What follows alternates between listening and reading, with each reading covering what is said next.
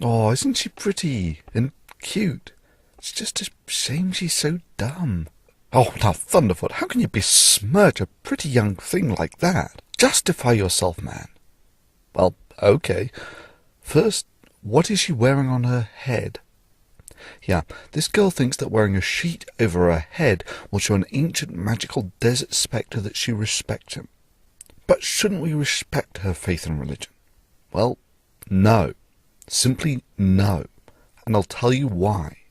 You see, all cults and religions put up these barriers to make it harder to leave. They have repetitive rituals that socially make it hard to leave the religion, and I have to give it to it, Islam is king when it comes to these barriers. For instance, wear a sheet on your head and it will show an ancient magical desert genie that you respect him. And if you don't, you are instantly recognizable as a social pariah. I mean, come on, why would an all-powerful God really care about what you wear on your head? Or shaving is evil and growing a beard will please the ancient desert magical pixie. And of course, not conforming will make you instantly recognizable as a social pariah. But come on, why would a powerful God actually care what happens to what comes out of the hair follicles on your face? Or get down on your knees 5 times a day. After all, praying 5 times as often might not be any more effective than a prayer convention in Texas praying for rain. But damn, 5 times a day makes it virtually impossible for your typical herding human to escape the claws of the religion. And then, of course, leave Islam and we will kill you. What is the penalty for leaving the Muslim faith? To be honest, I cannot back that point up. Dr. Mukadam, what is the penalty for apostasy? And, before... We keep coming down this apostasy. Well, Give us a quick answer on what is the penalty for apostasy, and then we'll come and do it. You very well know, if it's an Islamic country, then the Sharia is very clear. Apostasy is dealt with the death penalty. Thank you, that's all I want to hear. You know, like that guy in Iran at the moment who is purportedly born a Muslim. So now that he's grown up and says that he's a Christian, this obviously means that under Islamic law, as practiced in an Islamic country, that he should be executed. It's all designed to create social conformity to the religion and to make it harder to leave. So no, I have no respect, none whatsoever, for a woman who embraces the very tools of her social thraldom, no matter how well it's accessorized. To me, putting a sheet over your head to appease some desert spectre commands exactly as much respect as putting a box of ramen noodles down your jockstrap to show the flying spaghetti monster how much you love him. But that's not the only reason this Islamic makeup girl is dumb. She abused the Digital Millennium Copyright Act.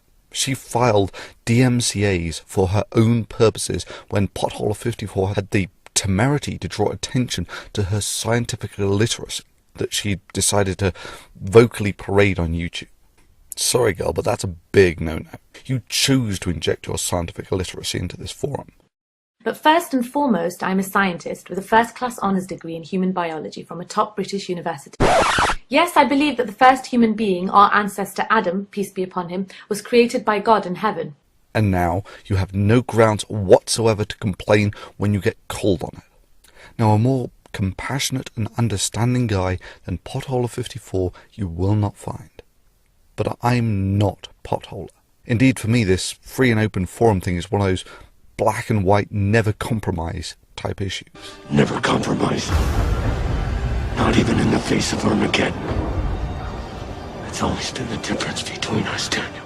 You see, when you filed those DMCAs, you claimed under penalty of perjury, a criminal offence, that you owned the copyright. And when the counter notices were filed and you did not sue, you de facto lost.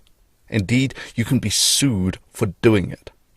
Further, it also puts you on pretty shaky ground for maintaining a YouTube account, as you claimed that you were making the claim in good faith, and that your account would be terminated if it wasn't. Now, I've got a pretty dim view of commercial makeup bimbos, Islamic or not, who elect to abuse a legal instrument designed for the physical protection of copyright because their skin, albeit very heavily chemically treated skin, isn't thick enough to take the mildest of criticisms from the most mild-mannered folks like Potholer 54. Further, I have to say that your excuses for abusing the DMCA are risible. Indeed, you might as well have been parroting word for word PCS, and this is how he ended up. This is an apology from myself to Thunderfoot and other YouTube users. I confirm that the contents of this apology are true and accurate. My username on YouTube is VenomFangX. As many of you may know, there has been a dispute between Thunderfoot and myself over the past few weeks. We have resolved that dispute, and as part of the resolution, I am here to express my regret for the misuse of the Digital Millennium Copyright Act to serve takedown notices in relation to a number of Thunderfoot's videos on YouTube.